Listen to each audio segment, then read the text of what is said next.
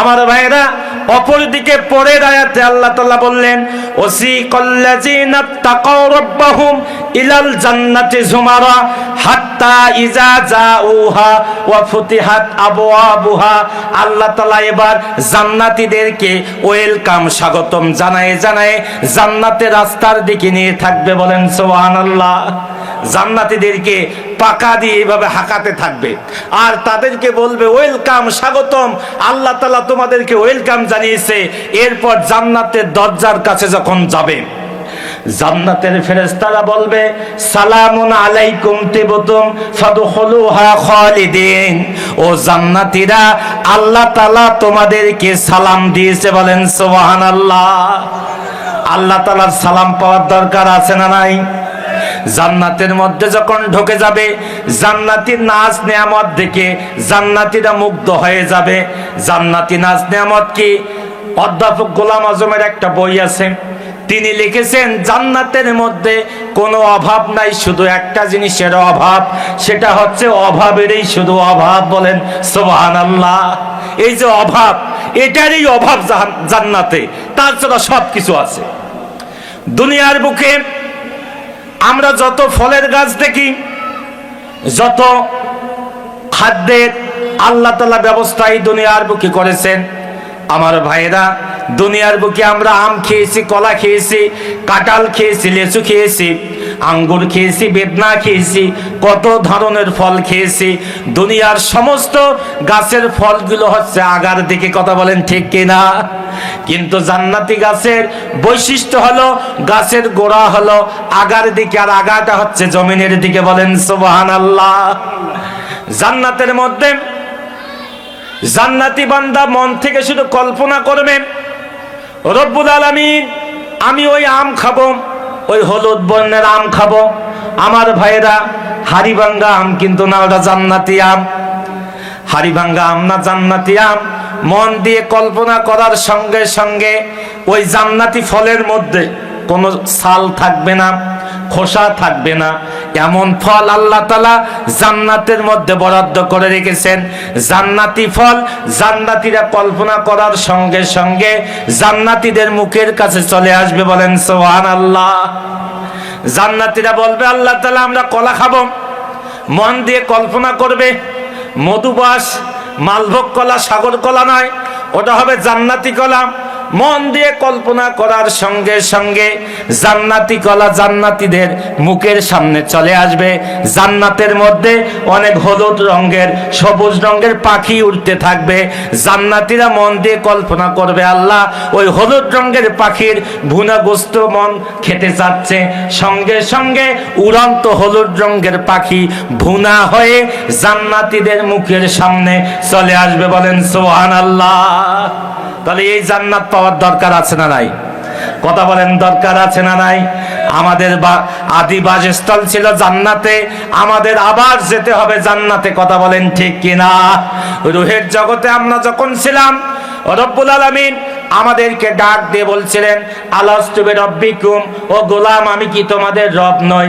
সেদিন কিন্তু আমরা সকলেই বলেছিলাম ক্বালু বালা, হ্যাঁ অবশ্যই আপনি আমাদের রব। বলেন সুবহানাল্লাহ। রূহের জগতে আমরা রবের স্বীকারোক্তি দিয়ে এসেছি। আজকে দুনিয়ার বুকে এসে আমরা রবকে ভুলে গেছি। কথা বলেন ঠিক কিনা? রবের বিধানকে ভুলে গিয়েছি। রব যে বিধান আমাদেরকে দিল কোরআনুল কারীম, কোরআনুল কারীমের মধ্যে আল্লাহ তাআলা বলছেন হুদাল লিন্নাসি ওয়া বাইয়িনাতিম মিনাল হুদাই ওয়াল ফুরকান। এটা হচ্ছে সত্য মিথ্যার পার্থক্যকারী। এই কোরআনুল কারীমের সমাজ ব্যবস্থায় যদি কোরআনুল কারীম কায়েম হয়ে যায়, সমাজের মধ্যে চুরি থাকতে পারবে না। কথা বলেন ঠিক কিনা? ধর্ষণ থাকতে পারবে না, জেনা থাকতে পারবে না, ঘুষ থাকতে পারবে না, সুদ থাকতে পারবে না। সমাজটা একটা সোনালী সমাজে পরিণত হবে। বলেন সুবহানাল্লাহ। এই কোরআনুল কারীম এই অনুযায়ী যদি আমরা চলতে পারি, তাহলে কিয়ামতের ময়দানে আল্লাহ তাআলা আমাদেরকে জান্নাত দেবে কি দেবে না? কথা বলেন, দেবে কি দেবে না? এই জায়গায় শেষ নয়, জান্নাতের মধ্যে আল্লাহ রাব্বুল আলামিন এক একজন জান্নাতীদের জন্য ৭৪ জন করে হুর বরাদ্দ রাখবেন। বলেন সুবহানাল্লাহ। হুরেরা আসবেন, হুররা এসে জান্নাতীদের পার মাথা টিপতে থাকবে। বাড়িতে যদি বিবিকে বলা হয়, নিজের স্ত্রীকে বলা হয় 1 দিন 2 দিন 3 দিন দেওয়ার পর বলে তোমার এত মাথা টিপি দেওয়া লাগে, পা টিপাই দেওয়া লাগে, আমার কাজ আছে, আমি পারবো না। কথা বলেন ঠিক কিনা? জান্নাতি হুর গিলমানরা এসে জান্নাতীদের মাথা টিপতে থাকবে, পা টিপতে থাকবে, আর তারা গান গাইতে থাকবে, সঙ্গীত গাইতে থাকবে। সেই সঙ্গীতটাও কিতাবের মধ্যে এসেছে। তারা জান্নাতীদের পা টিপবে আর মাথা টিপবে আর বলতে থাকবে নাহানুল খালিদাতু ফালা নাবিদু ওয়া নাহানুন নাঈমাতু ফালা নাবিসু ওয়া নাহানুর রাদিয়াতু ফালা নাকসাতু তুবা লিমান কানা লানা ওয়া কুন্না লাহু। বলেন সুবহানাল্লাহ। জান্নাতীরা বলবে, পা টিপবে আর মাথা টিপতে থাকবে আর বলবে আমি তো চিরনিবেদিত তোমার জন্য, তুমি যা চাও যেমনে চাও আমাকে ব্যবহার করো। বলেন জান্নাতি হুর পাওয়ার দরকার আছে না নাই? কথা বলেন আছে না নাই? আমার ভাইরা, যে রবের স্বীকৃতি আমরা ওই হুরের জগতে দিয়ে এসেছি। আল্লাহ তাআলা বলছেন আলাস্তু বিরাব্বিকুম, আমি কি তোমাদের রব নই? ওই রবের বিধান মানার দরকার আছে না নাই? কথা বলেন আছে না নাই? নবীজি বলছেন ইন্না লিল্লাহি আহলিনা মিনান নাস ক্বালু মান হুম ইয়া রাসূলুল্লাহি সাল্লাল্লাহু আলাইহি ওয়াসাল্লাম ক্বালা রাসূলুল্লাহি সাল্লাল্লাহু আলাইহি ওয়াসাল্লাম আহলুল কুরআনি হুম আহলুল্লাহ। বলেন সুবহানাল্লাহ। আল্লাহর নবী বললেন মানুষের মধ্যে এমন কতক মানুষ আছে যারা আল্লাহর পরিবারের অন্তর্ভুক্ত। সাহাবা আজমাইনগণ বললেন ইয়া রাসূলুল্লাহ, ইয়া হাবিবাল্লাহ, আপনি তো বলেছেন আল্লাহর কোনো পিতা নাই, মাতা নাই, আল্লাহর কোনো সন্তান নাই। আপনি তো বলেছেন আল্লাহ তাআলা নাকি কোরআনুল কারীমের আয়াত নাজিল করেছেন কুল হুয়াল্লাহু আহাদ আল্লাহুস সামাদ, আল্লাহ এক, তিনি অদ্বিতীয়, তাকে কেউ জন্ম দেয় নাই, তিনিও কাউকে জন্ম দেন নাই। অথচ রাসূল আপনি বলতেছেন আল্লাহর পরিবার আছে, তারা আবার কারা আমরা জানতে চাই। আল্লাহ রাসূল বললেন ইন্না লিল্লাহি আহলিনা মিনান নাস ক্বালু মান হুম ইয়া রাসূলুল্লাহ। হে আল্লাহ রাসূল, আপনি যে বললেন আল্লাহর পরিবার আছে, সেই পরিবার আবার কারা আমরা জানতে চাই। ক্বালা রাসূলুল্লাহি সাল্লাল্লাহু আলাইহি ওয়াসাল্লাম, আল্লাহর নবী বললেন আহলুল কুরআনি হুম আহলুল্লাহ, যারা কোরআনওয়ালা হবে, যারা কোরআন তেলাওয়াত করবে, কোরআন অনুযায়ী আমল করবে, আল্লাহ রাসূল বললেন তারাই হচ্ছে আল্লাহর পরিবারের অন্তর্ভুক্ত। বলেন সুবহানাল্লাহ।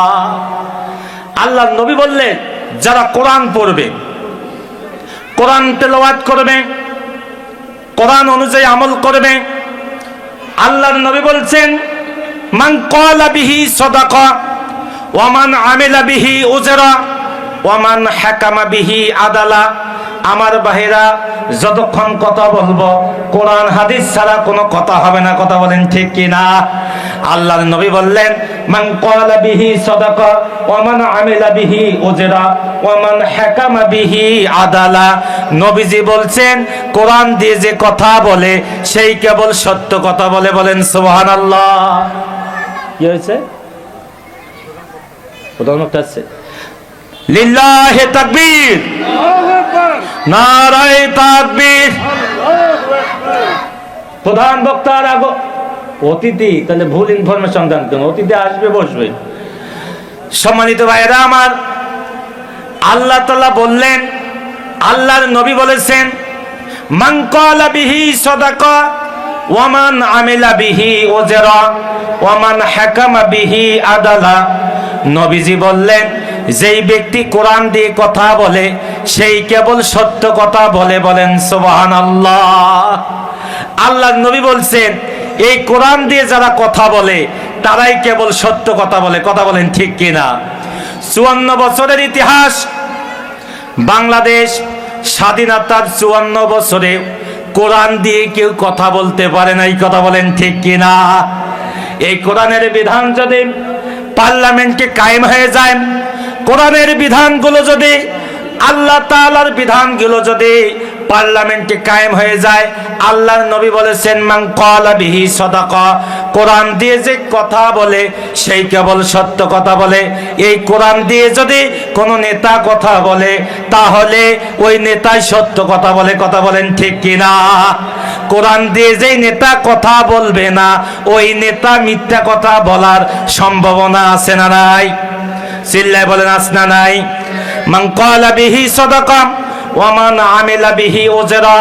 আল্লাহর নবী বলেছেন কোরআন দিয়ে যে আমল করবে, কোরআন দিয়ে যারা ইবাদত করবে, কোরআন দিয়ে যারা রাজনীতি করবে তারাই কেবল আল্লাহ তাআলার দরবারে পুরস্কার পাবে।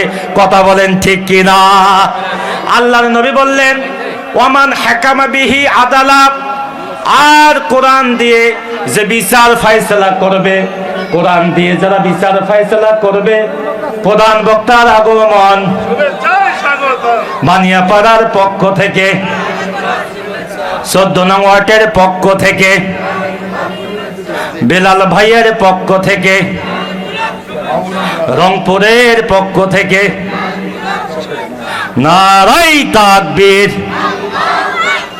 আল কোরআনের আলো,